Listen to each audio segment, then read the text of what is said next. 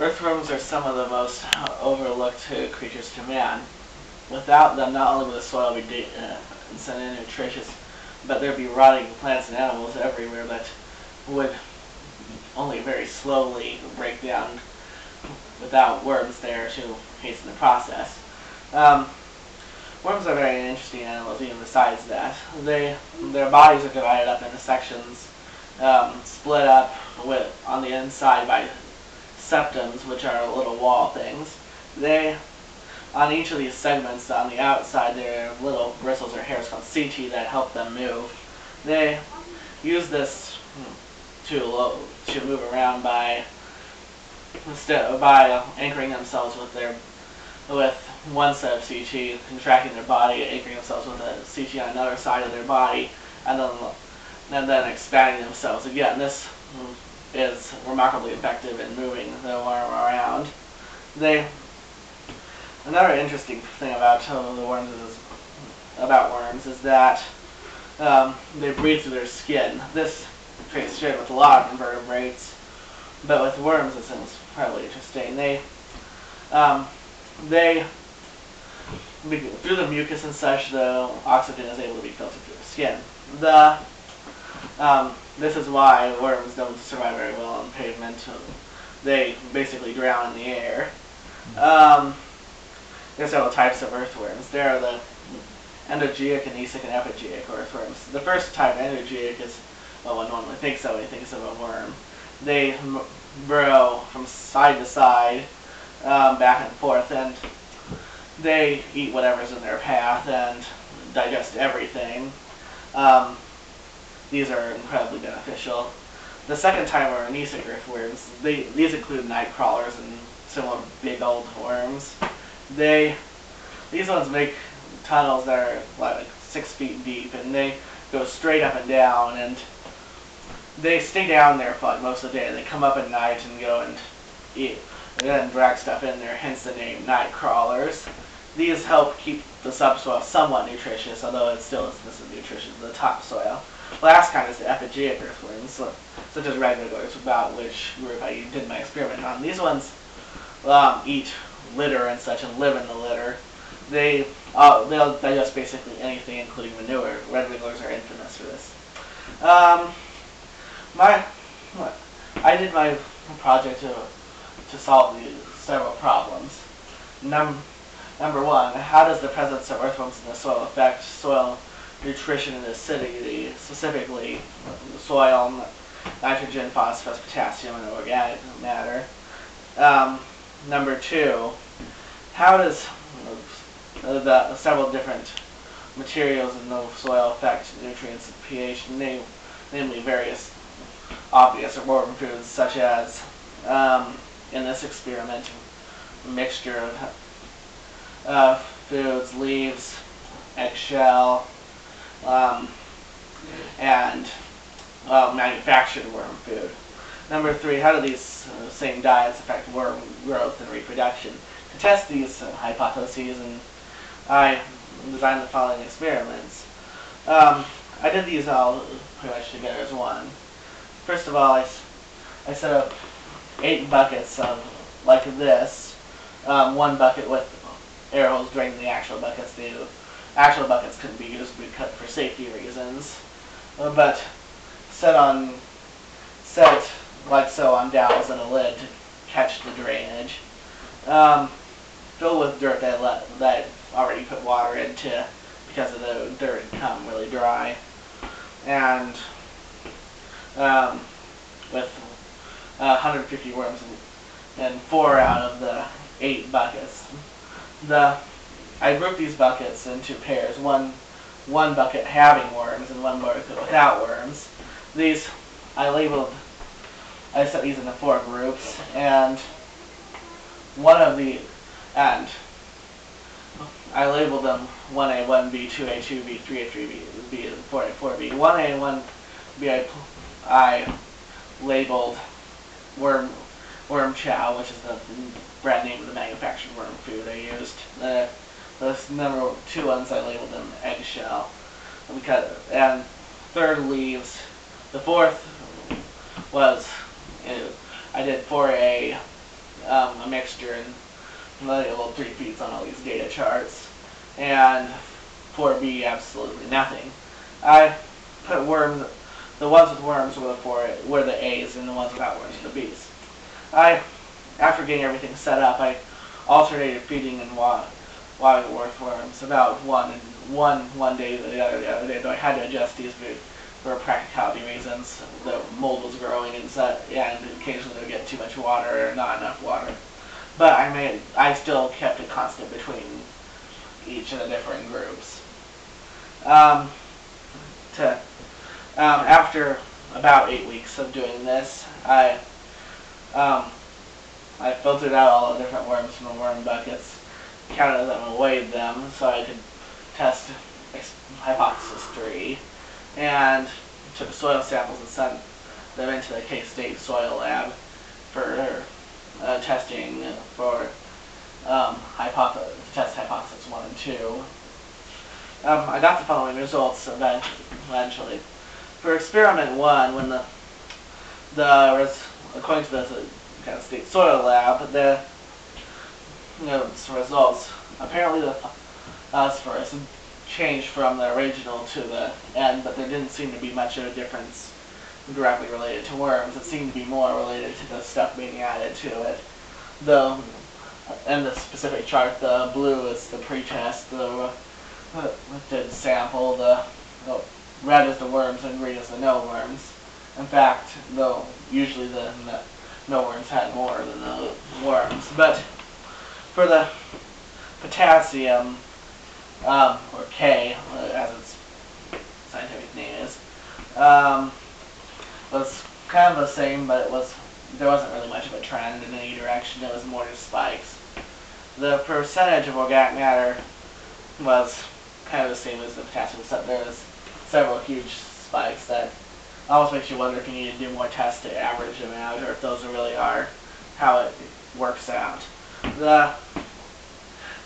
One of the most conclusive ones was the nitrogen. The worms really did make a big impact. Every single tested group, the worms had far more than the ones without worms. On the pH was exactly opposite of what I had said. The pH was lower with worms, so that means that the acidity was higher. It's kind of deceptive sounding because it looks like the acidity should be lower, but it is actually higher because of how the numberings work. For experiment 2, although these are relatively insignificant numbers, on the phosphorus, the best groups were the combinations of eggshell with nothing, followed by the leaves with worms.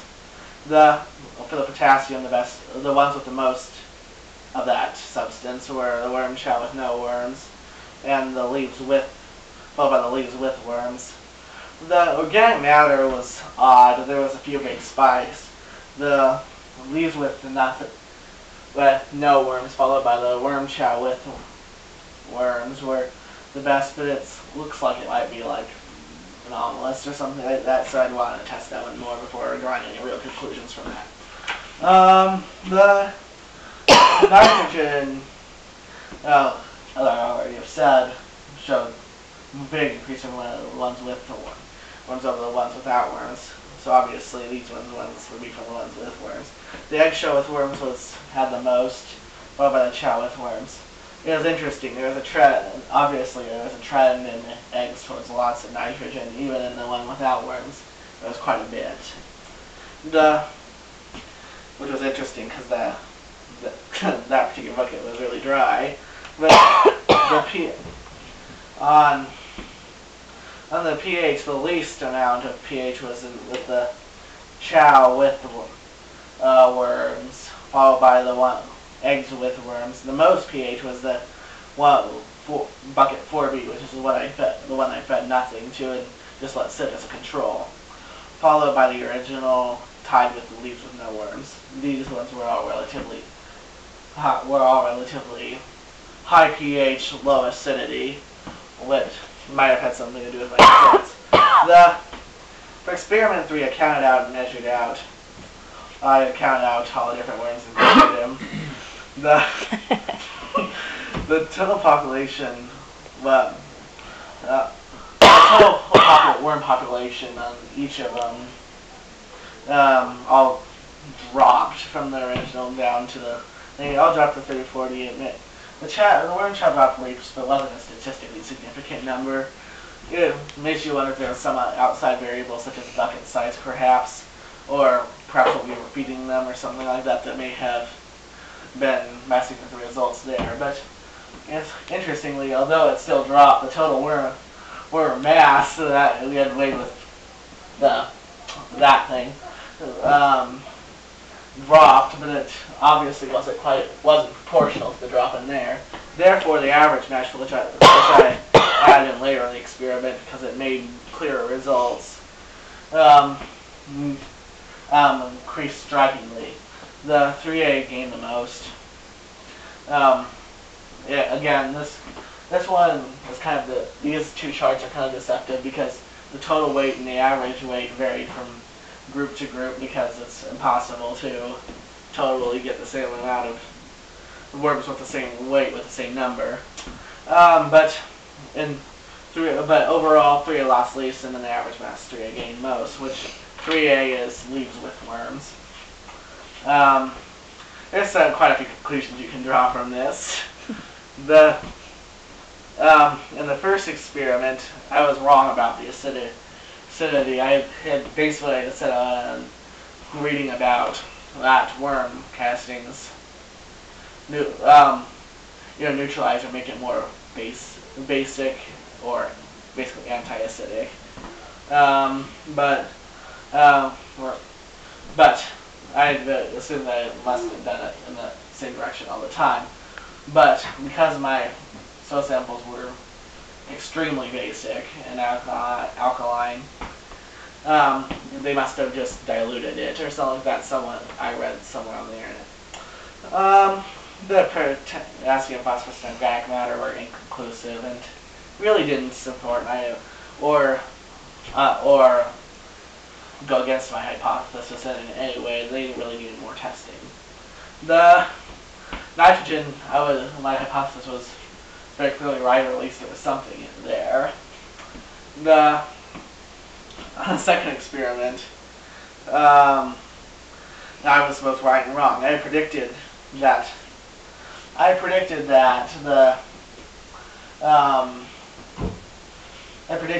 was wrong about the first prediction. A different one had been that was first, but I was right about what came second. 3A came second in total nutrients. So once you've added it up, all the different things, and as shown in chart 9. For my third experiment, I was wrong and assumed that the weight mass would grow, but it quite obviously didn't. But I was right in the fact that 3A, which is leaves with worms, performed probably the best overall. There's on the overall evaluation, I really needed more repetitions. That would have made more clear results in the organic matter and such, but it was unfeasible for economic reasons and for practicality. A controlled experiment would also have been a lot better. I had mold growing and worms coming, and not worms, but like grubs and flies invading and stuff, and worms escaping and stuff like that. And control environment would have shown better results. These results are obviously affected by that. But there are several other directions you could take this. You could, like with the thing with all of them dying young and getting average in weight, you could see if it was the buckets that did it, or you could see if it was tap water or that did it, or something like that. You could analyze your organic matter and see if it's usable organic matter, not just concentrated rotten eggs or anything like that. Anyway, this experiment was ultimately interesting and fun, and it shows one thing conclusively, Man cannot control even the smallest and seemingly insignificant of animals at all. Clearly there must be a creator behind it. Any questions? Yeah, I just want to make sure when did you have your initial soil tested before you did any of the experiments? Yes. Okay, and that's on your chart, right? That's what all the blue ones on my charts are. Okay. Some of them changed, some didn't. How did you get the worms? We ordered them in a.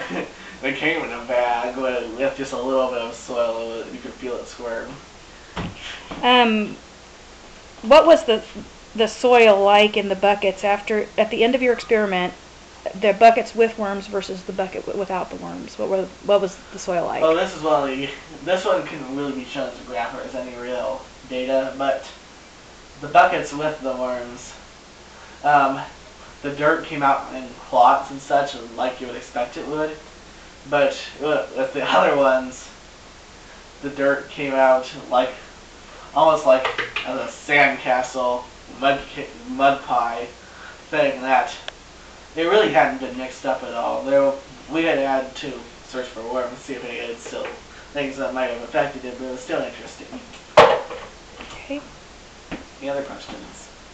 Is there one thing? What would you say is the most surprising thing that you learned by being involved in this experiment? The thing that would just went exactly opposite, or is there anything that really surprised you that was really opposite of what you thought might be there? Well, the soil pH. I was kind of shocked that these results weren't clearer also. But that also this isn't an official result, but that it was such a problem keeping the flies and the mold and such out. Mm-hmm. Mm-hmm. Okay, is there anything else? Thank you. Thank you. Very good.